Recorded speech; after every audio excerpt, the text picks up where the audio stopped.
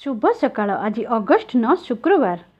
आसंतु नजर पकेबा किछि गुरुत्वपूर्ण खबर उपरे। न्यूज गुड़िक भल लगिले लाइक एवं चैनल को सब्सक्राइब करदेवे।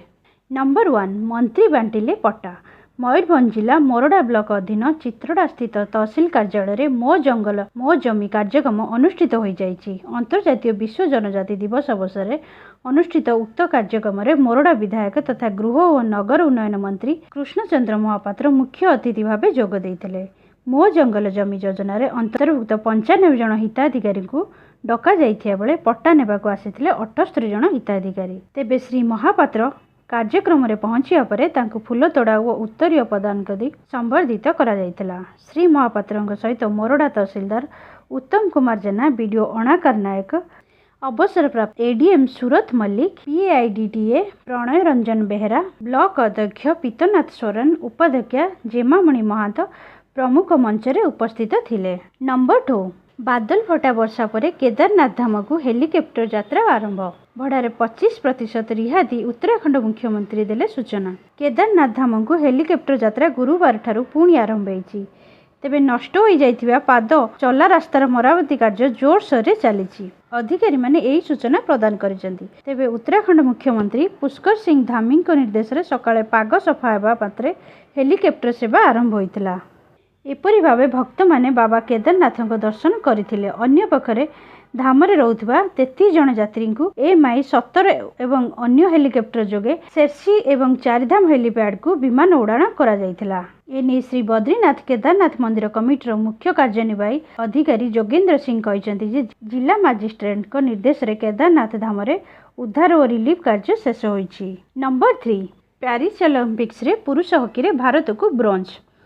पेरिस ओलंपिक्स रे पुरुष हॉकी रे भारत को ब्रोंज पदक मैच रे भारत 2-1 रे स्पेन को हराइला। भारत तरफ 2टी गोल देइथिले हरमनप्रीत सिंह। लगातार 2टी ओलंपिक्स रे भारतीय दल पदक जीतिछि। टोकियो पर पेरिस रे मध्य ब्रोंज पदक पाइछि भारत। प्रथम क्वार्टर रे कोनोसी दल गोल देइ नथिले। द्वितीय क्वार्टर रे स्पेन प्रथम गोल करिथिला। 18 मिनिट रे गोल करथिले मार्क मिरालेस। द्वितीय क्वार्टर अंतिम मुहूर्त अर्थात 30तम मिनिट रे पेनाल्टी कॉर्नर रु गोल करथिले हरमनप्रीत सिंह।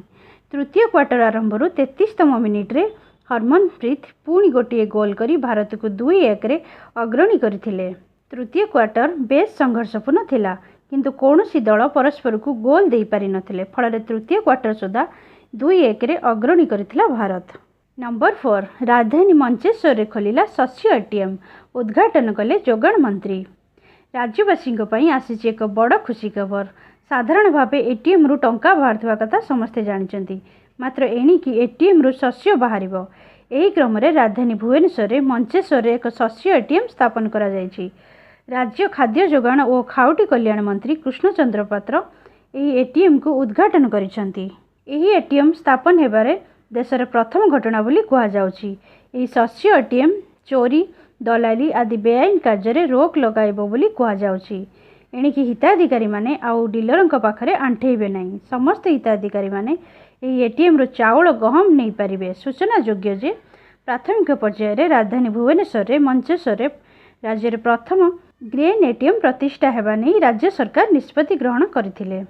ए नहीं गत वर्ष डिसेम्बर मासरे सूचना दिया जायतिला। नंबर 5 बांग्लादेश रे सबु भारतीय वीसा केंद्र अनिर्दिष्ट काल पर्यंत बंद।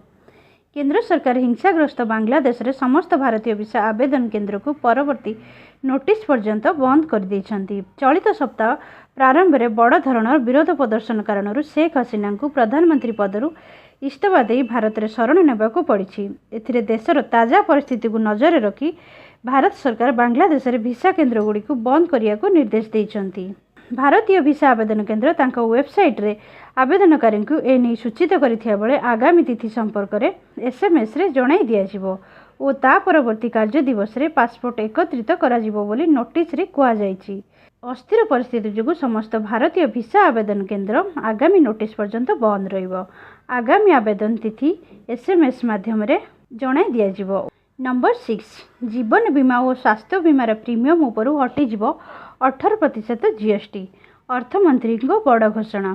केंद्र मंत्री नीतीश गडकरी चिठी लिखिया परे केंद्र सरकार एक बड़ पदक्षेप ग्रहण करिया को जाउछंदी। जीवन बीमा और स्वास्थ्य बीमार प्रीमियम उपरू 18% द्रव्य और सेवा कर जीएसटी हटिଯିବ। एने केंद्र अर्थमंत्री निर्मला सीतारमण एक बड़ घोषणा करिसेंती। जीवन और स्वास्थ्य बीमा उपरू 18% जीएसटी हटिपारे बोली अर्थमंत्री कहिसेंती।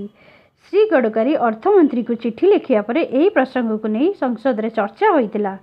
एबे अर्थमंत्री एही प्रसंग को नहीं एक बड़ घोषणा करिथिबारु यह ग्राहकों को बड़ फायदा प्रदान करियो बोली आशा करा जाउछि।